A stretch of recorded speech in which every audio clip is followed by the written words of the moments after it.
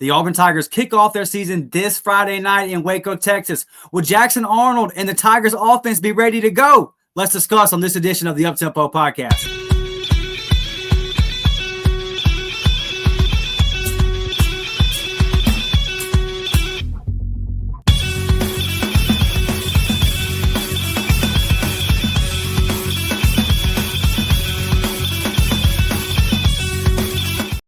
Yes, sir. What's up, everybody? Welcome to the Uptempo Podcast. As always, I'm your host, Dustin Smith.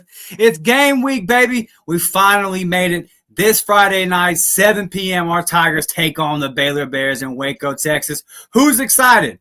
Look, before we get started, man, do me a favor. Smash that thumbs up button. Sub to the channel if you haven't done that already. If you are listening on Apple, Spotify, any of those audio platforms, leave a 5-star review. Subscribe for notifications. Go ahead and follow us over there. All of those things help the show out a ton. Hugh Freeze stepped to the podium, did his first game week press conference of the year. Woo! It just feels good to say that. Got asked some questions about Jackson Arnold, asked some questions about the offensive line, and the depth chart was released, and the defensive side of the depth chart kind of cracked me up. We're going to get into all those things. I want to start with the quarterback, and we're going to play some comments from Hugh Freeze when our guy Mike G at the War Report asked you just how ready is this going to look? Is Jackson ready to go? Is it going to be Chris Friday night? And then he was also asked about the offensive line. If you remember last week, Hugh said, I like the progression the other line has made, but he was concerned about the drop back, those 3rd and 7, those 3rd and 8, when they know you're going to pass. He felt like that the offensive line was losing individual battles, and he couldn't quite make out, is that just because our pass rush is so good, or do we need to get better on the offensive line? He made some comments on that as well. So going to get into all those things. So we're going to start off with quarterback Jackson Arnold, and we're going to play Hugh's answer to Mike G's question, and then I will share my thoughts. Preparedness for game one and where you feel he's at. Can you rate that? And then second part of the question, how do you prepare your team on a short week for game one when you've got a Friday game and you're traveling on the road? Yeah, I'll do that one first. That again, being game one, it's not that you have time to plan. So we actually formulated, the last 2 weeks just like it was a Friday game. So we've been able to. It is a little different for sure, but you have to remind yourself that today's really a Tuesday, and you're not normally on that same schedule on the normal week where you're practicing hard on a Monday or a Sunday, but having it be the first game has helped with that. Jackson, I think, is progressing every practice, and I'm excited to see him go and compete in our mock game that we had. I thought his decision-making was really good. I wish he'd hang in the pocket a little more and go through his progressions, and we're working on that with him. But at the same time, he's an athlete that creates some things too when he does escape the pocket. And so you have to balance that as a coach, I think. But he made good decisions. We've got to make sure, again, that we're not doing too much where our receivers, we want them in the right spots at the right time, and making sure, because I think we're athletic enough there to win. Just be sure we're not making stuff up, on a given play because you think you see something, or just do what the play is designed to do. And I think we're good enough there to win and get open, and that will help our quarterbacks. It'll be interesting, how we protect in this game with all the different exotic blitzes that they have. We've got a good plan for that, I think. But Jackson is, I'm pleased with his progression. Also pleased with Deuce and Ashton. Deuce in the mock game the other night was 7 for 7 and looked like nothing fazed him.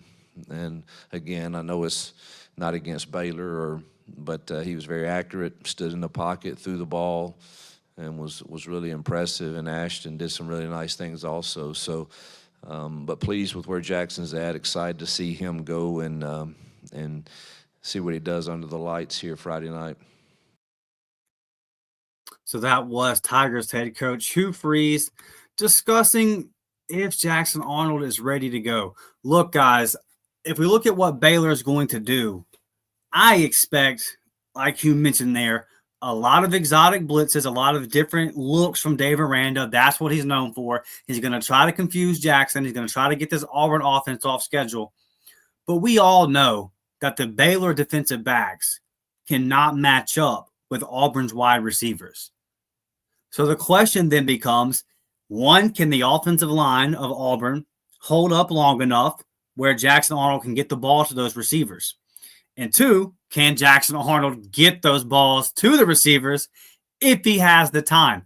I expect a lot of quick game because I think that, for one, Dave is going to do his blitzes that he's known for, and Jackson's going to have to get the ball out quick. Also, I don't know how much man coverage Baylor's going to do. Are they really going to go one-on-one and press a Cam Coleman?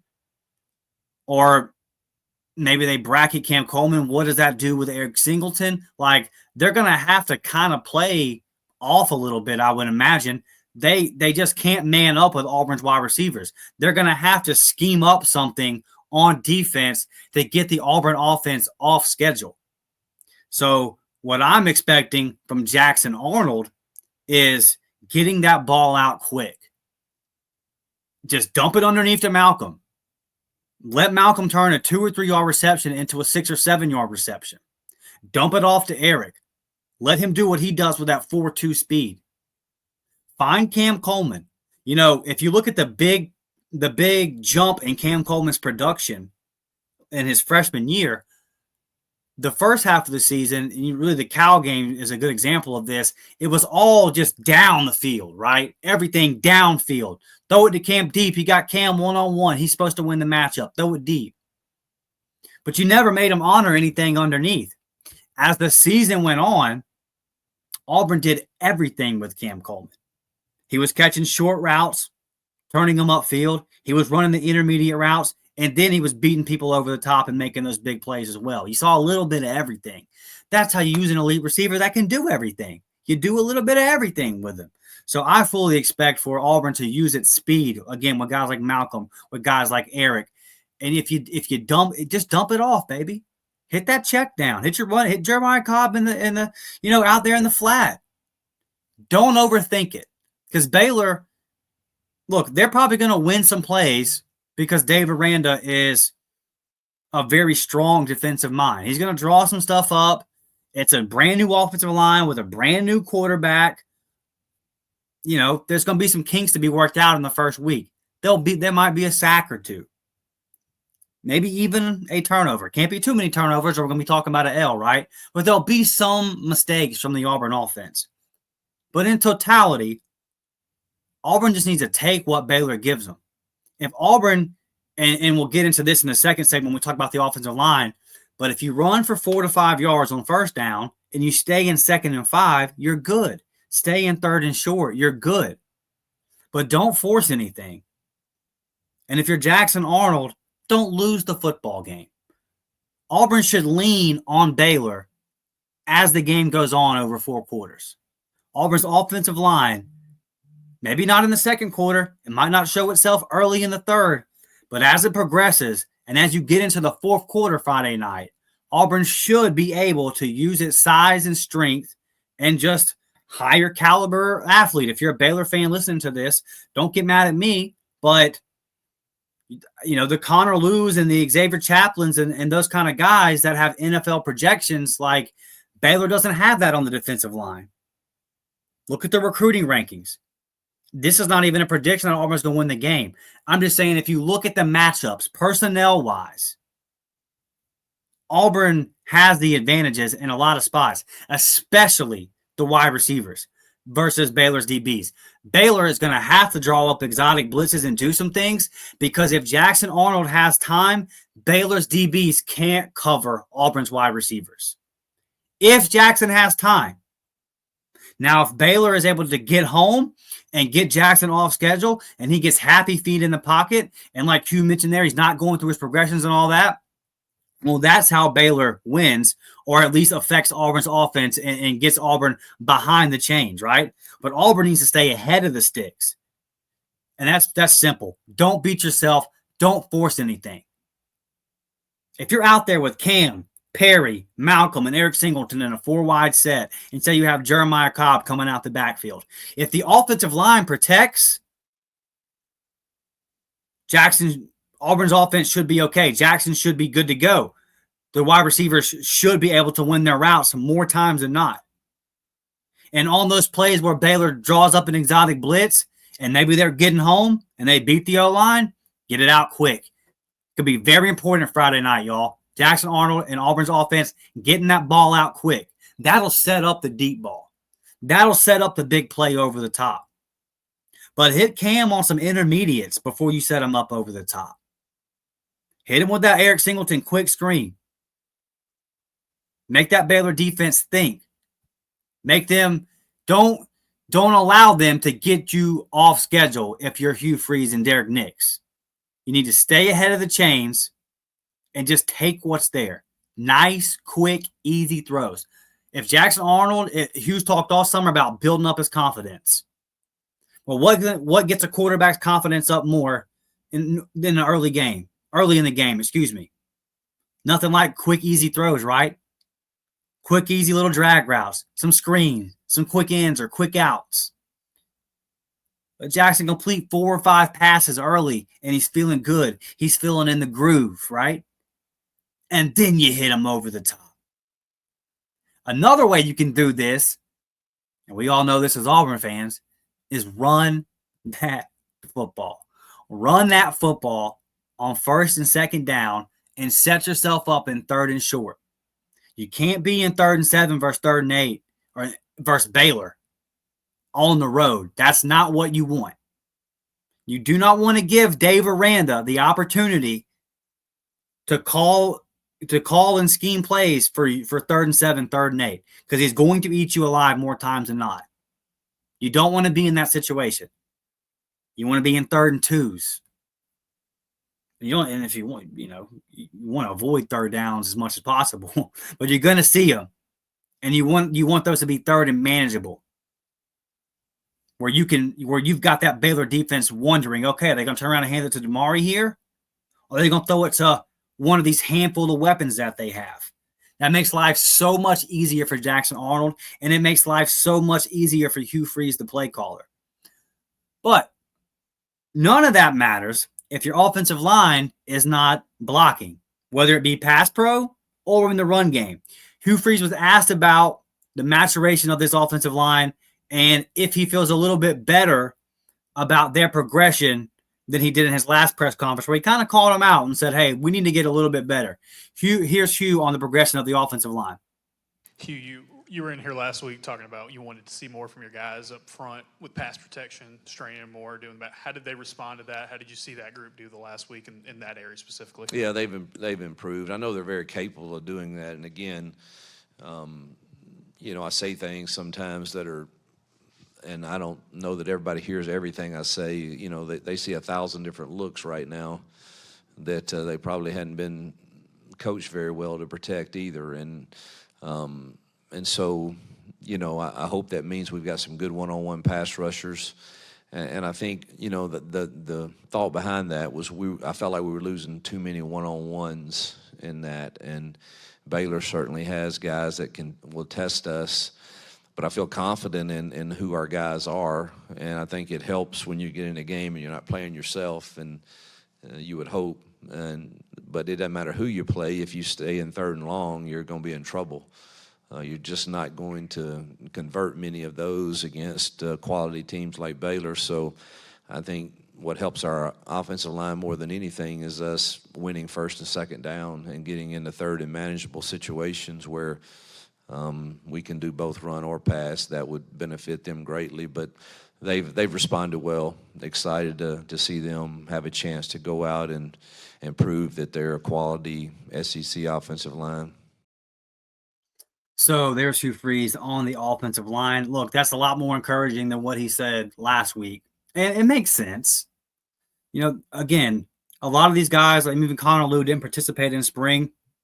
So even though he's a vet, everyone knows an offensive line is a unit. They got to play as a unit. If you have a whole bunch of good and talented individual offensive linemen that don't play as a unit, it doesn't matter how good they are individually. So I'm not surprised to hear that it's gotten better and better and better as camp has gone on, as these guys become more used to being around each other. They get used to Connor Lew calling out the signals, getting the protections and everything like that set up. So I don't expect it to be perfect Friday night. There will most likely be some miscommunications. There'll be some mess ups. There'll be some errors. But all in all, again, this Auburn O-line, just talent-wise, should be able over 4 quarters to eventually lean on the Baylor defense. And I have respect for Dave Aranda. I have respect for what they're doing over there at Baylor.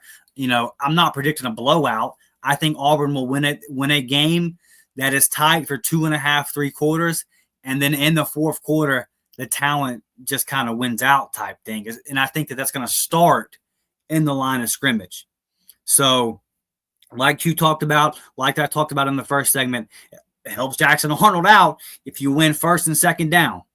You get this thing in a third and manageable, and then you have Baylor's defense kind of backpedaling on their heels a little bit. They're starting to guess, what do we do?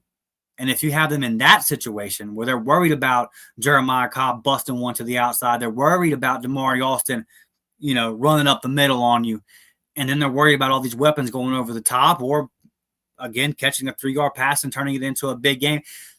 If you're successful on first and second down, you're going to give this Baylor defense a lot to worry about. And it doesn't matter how good of a schematic coach Dave Aranda is. If you get him in that kind of situation, the talent profiles of Auburn's offense, versus Baylor defense just tells you that more times than not, Auburn should win that matchup.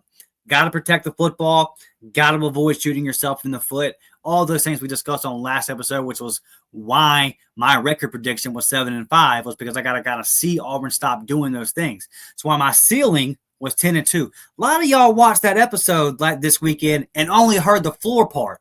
The floor part, which I said is highly unlikely, by the way, right?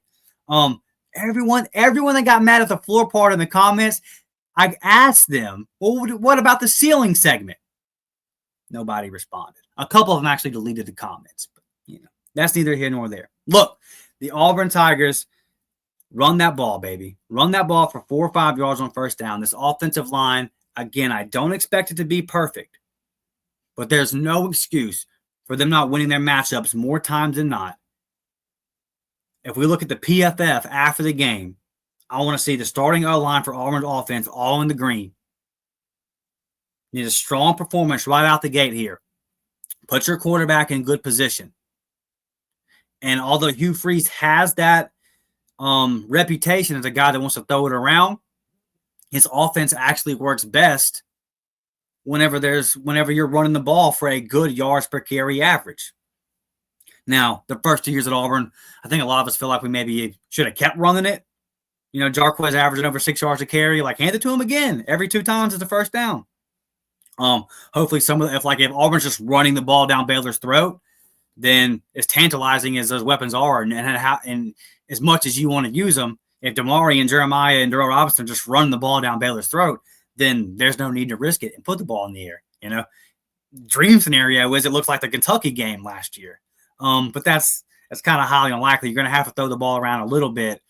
But for this offensive line, when you do get into, there will be a couple of third and longs. Now, the key to the game, in my opinion, is Auburn avoiding those third and longs. And Hugh just kind of said that, in that clip we just said there.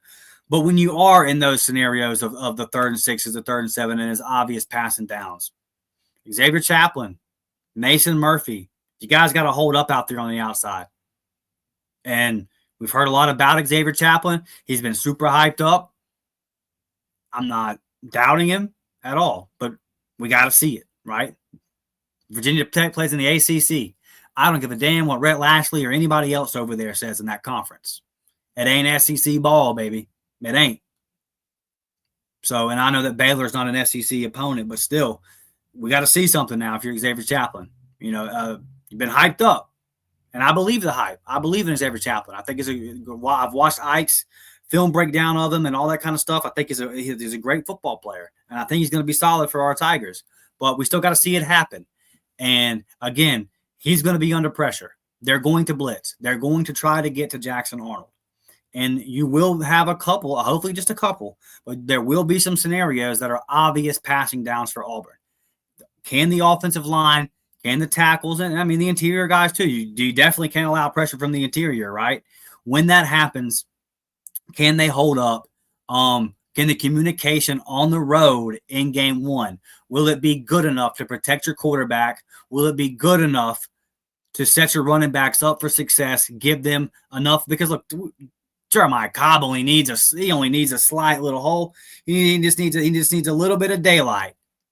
And then Cobb can be off to the races. And he's got speed that I'm not sure if they'll contend with over 4 quarters, right?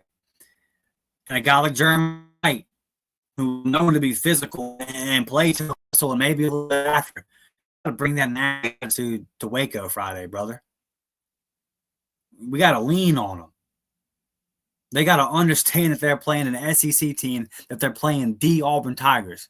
Auburn hasn't played with that physical attitude, it feels like, in a long time. I'm sure we could go, the Arkansas game, Hugh's first year. There are a few examples where Auburn's done it recently, but not enough. And it's something that they're going to have to do versus Baylor. It's going to have to be physical up front. They're going to have to win those one-on-one matchups. Keep Auburn ahead of the chains. And in those obvious passing downs, just give Jackson long enough. If you just give Jackson long enough, then one or two things will happen. Cam Coleman will win his matchup on the outside, or Eric Singleton or Perry or whoever it is, because Baylor just doesn't have enough DBs, and most teams don't.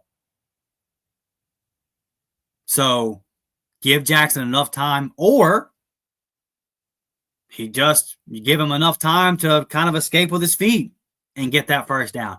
First down's a first down, baby. I don't care how you get it. Through the air, with your feet, just get that thing, Jackson, and keep the sticks moving. So the offensive line, it's the key, obviously, in every game. Every game's one of the trenches.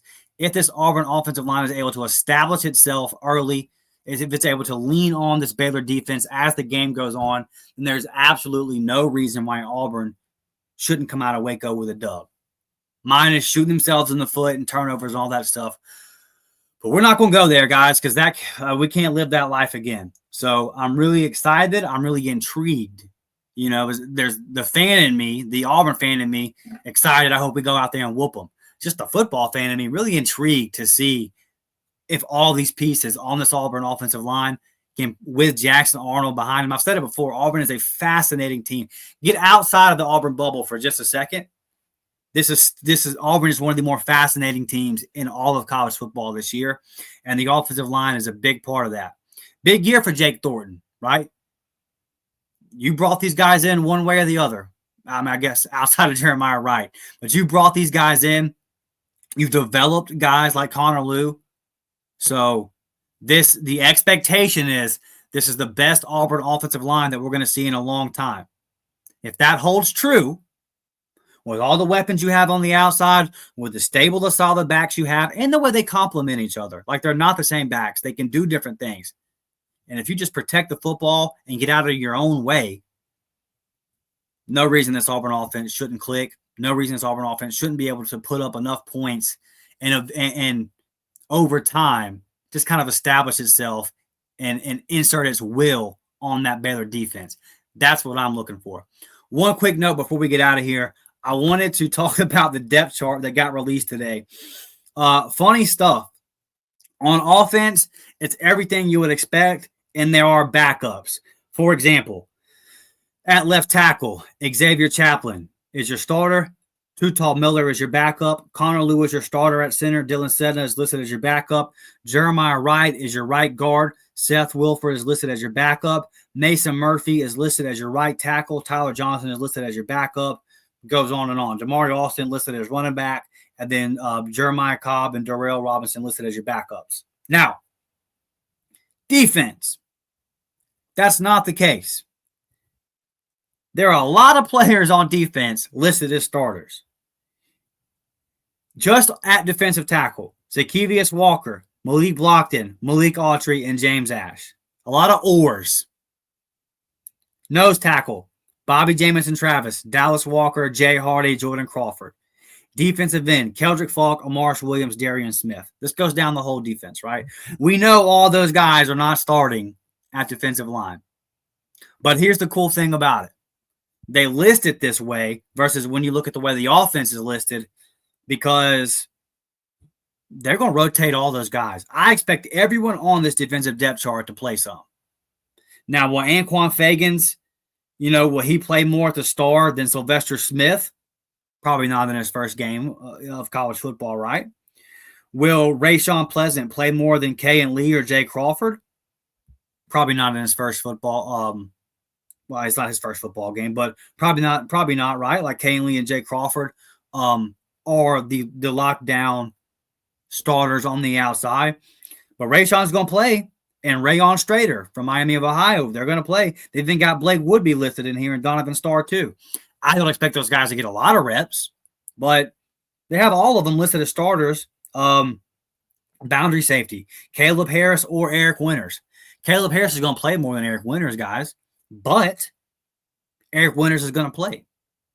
There's going to be a heavy rotation on that defensive side of the ball. So when I speak on Auburn's offensive line, should have the ability to pound Baylor's defensive line into submission over a 4-quarter, 60-minute football game. Same thing with defense. If you really are going to rotate all these guys, then Keldrick Falk should be fresh in the fourth quarter. Zacchaeus Walker should be fresh in the fourth quarter. Kayron Crawford should be fresh come fourth quarter, right? And if that's the case, that's something different than what we've seen over the last few years. It's really been since that 2019 defensive line. That's been how long it's been since we've seen a healthy rotation of defensive line at Auburn. You've seen guys like Keldrick over his first 2 years get worn down as the game has gone on because he has to play so many damn snaps, man. And I want a Keldrick Falk that is fresh and ready to roll come crucial 3rd and 7 in a tight game in the fourth quarter, if that's a scenario. Then he can make a big-time play. So I thought it was worthy of note because is there a little bit of cap to it? Sure. Like how even will those reps be distributed? Like, again, I feel confident in saying Caleb Harris is going to play more than Eric Winters, but you're going to see Eric Winters because he's a good football player, true freshman or not. I think you'll see more of him as the season goes on. How much of him you'll see week 1, TBD. But the point being here, all these guys are going to play, and it speaks to the talent acquisition part. I mean, getting guys like Rayshawn Pleasant and Rayon Strader to be your backup corners out of the portal, that's crazy work. That's crazy work. That's great depth. That's just incredible talent acquisition. And then also development. You've had a guy like Keldrick Falk on your defense since it was a late win for Hugh Freeze in that recruiting cycle, his very first, where he had about a month. He comes in, Harsin gets fired, and he flips Keldrick Falk, right? Well, from the moment Keldrick Falk stepped onto the Plains, you've continued to develop him into the top 10 projected NFL pick that he is. So, 1, talent acquisition. 2, the development of that talent. DJ Durkin has shown just in his 1 year. You look at guys like Jay Crawford and Caleb Harris. Look at a guy like Malik Blockton down there on the defensive line. Look how much better those guys. They had to play as true freshmen. I mean, Auburn's defense was young last year. And you saw those guys get better every single game. So the development is there in DJ Durkin's defense. The development is there from this defensive staff. The talent is there. And I think you're going to roll out fresh bodies. And it should help Auburn in what – I don't know. I mean, I'm not going to give I don't really want to give a score prediction on it. But I'm not running. I'm saying I'm thinking Auburn's going to win in the style. They're maybe like a 24-16, something like that. 27-20, 27-17, maybe somewhere in that range. I kind of lead to it being a one possession game. And we could have a whole nother conversation there about if it's a close game on the road and Auburn wins, like that could exercise some demons, right? That could make us feel better about some things that we saw Auburn not able to do last year. But ultimately, man, I think this is really impressive, and I think it was worth bringing up because you have that kind of talent. We talked all summer about the talent on this defense, and when you look at the names all listed out this way, it's kind of a reminder. You see it all on paper. At Sam, you got DeMarcus Riddick starting with Bryce Dees coming off the bench. That's exciting. We haven't seen Bryce yet, but boy, we've heard a lot about him. He was a very underrated prospect coming out of St. Francis High School there in Baltimore, and you've heard a lot about him just getting better and better. His nickname is Juice, and you've heard about the juice that he brings to that defense, how he loves to hit hard, how he's constantly flying around. The narrative around him, around Bryce Diaz, however in the world you say, I've heard it said so many different ways, but the narrative around him sounds a lot like the guy he's backing up his freshman year, DeMarcus Riddick, whereas, hey, he's just flying around all over the place, doesn't know exactly where to be, but he's making plays. So you're going to see all these guys play, at least the majority of them, and I think that is exciting. I think it speaks to just how good this Auburn defense is. I've said it all offseason. I'm going to stand by it. I think this Auburn defense is a top 10 in total defense type unit when the season comes to an end. So, look, really, really excited, guys. We are here. Game week, this Friday night, 7 p.m. Hopefully YouTube TV is able to get this worked out with Fox, huh? I might have to go get another subscription service. I might have to find a different provider. But we'll see how all that goes. It could just be some negotiations and all that. That's what a thing to pop up on game week. Remember the days when you could just turn on the TV? Remember the days when you could just turn on the TV and turn to channel 10 and watch the game? Now you got to find out which subscription service is best for you and which one keeps what channels and all that. I hate it. But that's a conversation for another day. Again, man, thank you guys for watching. Please share this out on social media. Smash that thumbs up button. Sub to the channel. There's a big portion of people that have been watching these episodes the last couple of weeks that aren't subscribed. Like a big chunk, like 1/4 of you. Just hit that sub button, baby. It makes everything easier on you. You don't even have to search us out. You can just go to your subscriptions, hit the tab, bang. Turn on the notifications, and YouTube should let you know. They're kind of sketchy with all that. But, hey, thank you guys for watching, man. We'll be back later in the week with the Auburn Baylor official preview. Until then, it's Ward and Eagle, baby. We're out.